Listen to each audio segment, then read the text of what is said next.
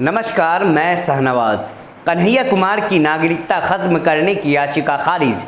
Court ने याचिकाकर्ता पर ही ठोका जुर्माना। इलाहाबाद हाई कोर्ट ने जेएनयू के पूर्व छात्र संघ अध्यक्ष कन्हैया कुमार की नागरिकता समाप्त करने की मांग को लेकर दाखिल याचिका खारिज कर दी है। कोर्ट ने याचिकाकर्ता पर फिजूल की याचिका दाखिल कर अदालत का वक्त बर्बाद करने के लिए 25,000 रुपये का जुर्माना भी लगाया है। कोर्ट ने कहा है कि ऐसा लगता है कि याचिकाकर्ता ने बिना कानूनी प्रावधानों का अध्ययन किए सिर्फ सस्ती लोकप्रियता हासिल करने के लिए याचिका दाखिल की है।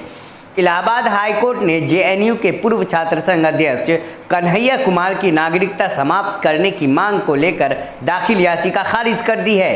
कोर्ट ने याचिका लगाने वाले नागेश्वर मिश्रा पर फिजूल की याचिका दाखिल कर अदालत का वक्त बर्बाद करने के लिए 25,000 रुपये का जुर्माना भी लगाया है। जुर्माने की रकम 1 महीने के अंदर महानिबंधन के पास जमा करने के निर्देश भी दिए हैं। जस्टिस शशिकांत गुप्ता और जस्टिस शमीम अहमद की बेंच ने वाराणसी के नागेश्वर मिश्रा की याचिका पर सुनवाई करते हुए यह फैसला सुनाया है। याचिका में कहा गया था कि जेएनयू के पूर्व छात्र संघ अध्यक्ष कन्हैया कुमार ने 9 फरवरी 2016 को जेएनयू परिसर में देश विरोधी नारे लगाए थे, जिस पर उनके खिलाफ देशद्रोह का धाराओं में मामला दर्ज है। दिल्ली में इस मुकदमे पर ट्रायल भी चल रहा है। याचिका में कहा गया कि भारत की एकता और अखंडता पर प्रहार कर रहे कन्हैया याचिकाकर्ता ने कहा कि कन्हैया कुमार और उनके साथी उन आतंकवादियों को स्वतंत्रता सेनानी बताते हैं जो भारत की एकता और अखंडता पर